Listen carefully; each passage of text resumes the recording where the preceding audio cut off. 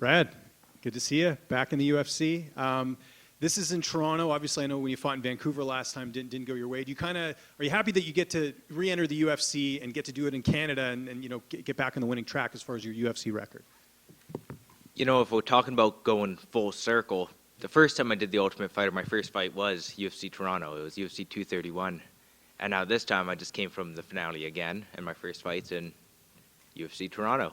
So completely full circle and looking at, replicating history and making it full circle and getting the W again. How much confidence do you have after that last fight with Cody Gibson? I think going in, a lot of people weren't sure how the fight would look. I know you've been labeled as boring and all this stuff, but that was one of the fights of the year. Just how much are you sort of riding off that into this matchup? Yeah, that fight was an experience. I'd say it worked out as well as you could, with the, call it hype of one, the card, and then two, me, potentially capturing, the TUF title twice. It's good to cap it off with a performance like that. That's not always up to you, but Cody put on a hard pace, and I kept it up. And, you learn a lot about yourself in fights like that. But I'd say, it confirms stuff I already knew about myself. I've been through the ringer to get back here, and so, why not make it in the fight too? How did you structure camp? I don't know if you went home for the holidays or not back to Winnipeg, but did you how did things work out as far as your camp going into this fight? Well, camp was great, but no, I did not make it home to Winnipeg for the holidays, which is fine. I get to celebrate, after this fight, So that's the plan. Go home, celebrate Christmas, and just soak up some family time, recharge the batteries. But camp was great. We had tons of notice. This is the best version of me there's ever been. I'm healthy. There's a smile on my face. This is the easiest fight week because it's full of excitement being home again. Who did you get to work with at SBG Ireland? Who are some of the main guys helping you get ready for this one? It's the normal stable of guys. There's obviously John Katona on the mats every day, giving me some expert coaching. But really, in the past, since I've departed from the UFC, I've been spending a lot of time with Dave Roach. I'd call him my striking coach. He's you can see it in my fights, the change and the evolution, and he's obsessed. He's as obsessed about it as I am, and so having another coach like that is just so it's irreplaceable. I can't put it into words. Just having the support of coaches like that through the hard times as well as now, hopefully, the good times. And just last one for me. How familiar were you with Garrett Armfield before taking this fight? I was quite familiar with Armfield before taking this fight. I remember watching his debut against David Onama on short notice, and it's every Sunday morning. We watch the fights with a coffee in the morning, kind of like morning cartoons, and there we were, my girlfriend and I actually kind of cheering for Armfield. Maybe I'm just a sucker for the underdog, but it was hearing about his goats and all that. You're like, oh, go get the W, go earn your contract, and now I'm fighting him, and that's fine too, I have a lot of respect for him, but, I'm me. Back here. Yeah, I wanted to ask, your first time here after going 2-2, how did your stint in Brave CF help prepare for your return?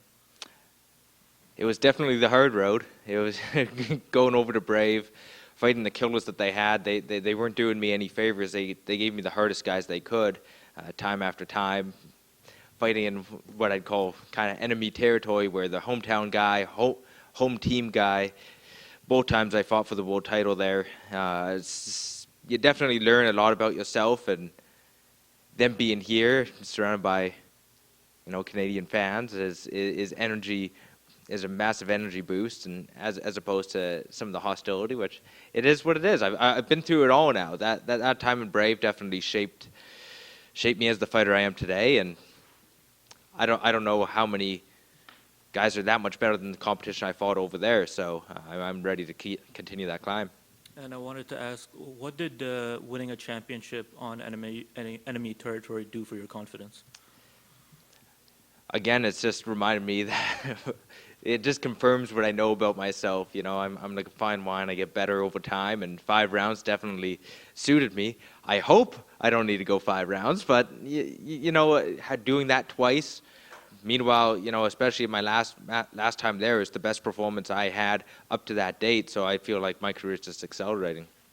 Thank Brad, you. in the front right here. Obviously, you've trained with Connor and the rest of SBG, and you spent a lot of time around Michael Chandler and the Ultimate Fighter and everything. Well, Connor said he wants that fight to happen at middleweight at 185 pounds. How do you think that fight will look between those two at 185? Honestly, at 185 pounds, I don't think it will look much different than at welterweight, just with either of them not cutting weight.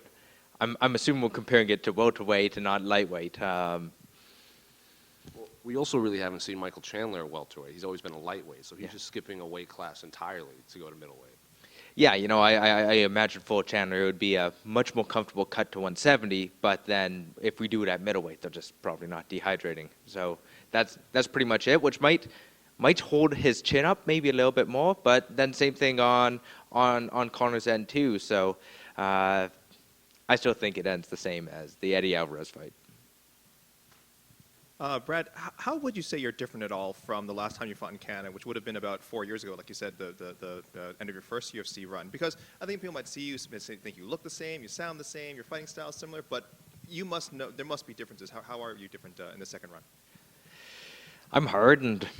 I'm hardened. I say I approach fight week very similarly. Excitement. When you're in the UFC, I don't think it's difficult to be excited. It's so easy. It's just the energy, the staff, talking with you guys. This is everything I wanted, and I'm getting it. So there's that excitement, but just the road back was hard, and it tested me. Thinking back about a year ago, pretty much a year ago to the day, I was probably, for the first time in my life, not really happy, and now this is the happiest I've been. So fast forward a year later, look how much can change, and it's going to take a whole lot to change that.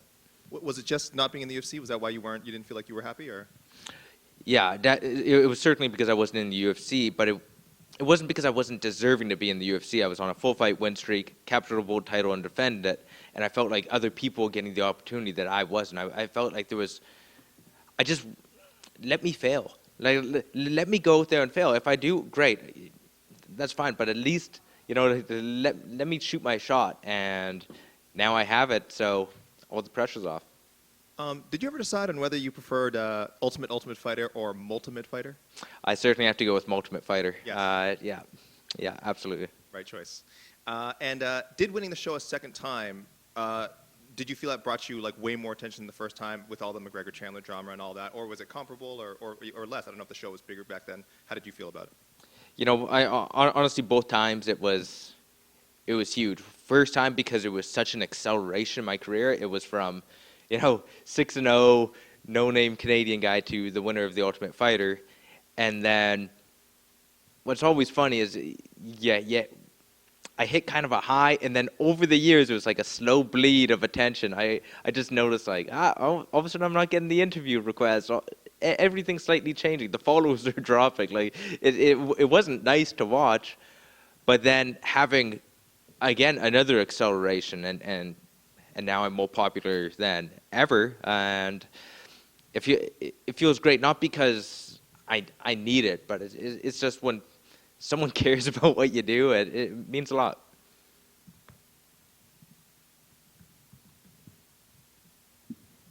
All good? All good. Thanks, guys.